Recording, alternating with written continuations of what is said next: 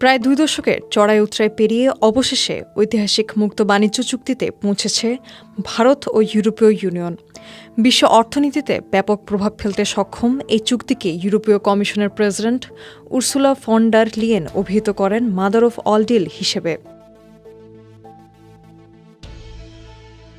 মার্কিন president Donald ট্রাম্পের কঠোর শুল্ক নীতি এবং বৈশ্বিক অস্থিরতার মাঝে এই সমঝোতা উভয় পক্ষের জন্য বড় কৌশলগত বিজয় হিসেবে দেখা হচ্ছে। ইউরোপীয় কমিশনের president Ursula von der Leyen সামাজিক মাধ্যমে লিখেছেন, ইউরোপ এবং ভারত আজ ইতিহাস করেছে। আমরা সব চুক্তির সেরা চুক্তিটি সম্পন্ন করেছি।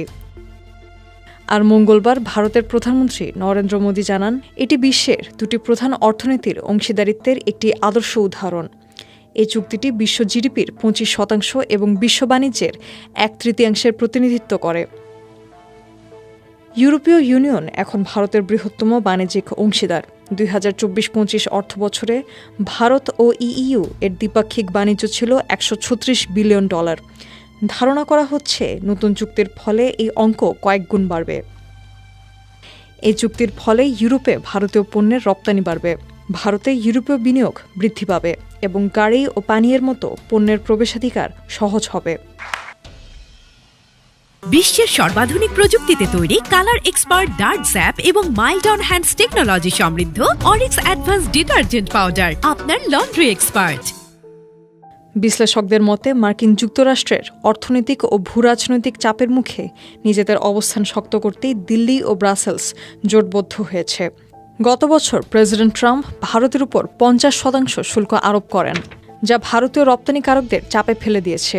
আর গ্রিনল্যান্ড দখল ইস্যুতে যুক্তরাষ্ট্রের অবস্থানের বিরোধিতা করায় ইউরোপীয় মিত্রদের ওপরও মিস্টার ট্রাম্প শুল্ক যুদ্ধের হুমকি দিয়েছেন। ইউরোপীয় কাউন্সিলের প্রেসিডেন্ট আন্তোনিও কস্তা বলেন, এই চুক্তি বিশ্বের কাছে একটি শক্তিশালী বার্তা দিচ্ছে। ভারত ও ইইউ শুল্ক আরোপ নয় বরং বাণিজ্য চুক্তিতে বিশ্বাসী। 2007 সালে ভারত ও ইউরোপীয় ইউনিয়ন এই বাণিজ্য চুক্তির আলোচনা শুরু করলেও 2013 সালে তা থমকে যায়। এরপর 2022 সালের জুলাই মাসে নতুন করে আলোচনা শুরু হওয়ার পর গত কয়েকদিনের কঠোর পরিশ্রমে এই চুক্তি চূড়ান্ত রূপ পেল। ইউরোপীয় পার্লামেন্ট এবং ইউরোপীয় কাউন্সিলে অনুমোদনের পর চুক্তিটি আনুষ্ঠানিকভাবে স্বাক্ষরিত হতে পারে চলতি বছরের শেষের দিকে।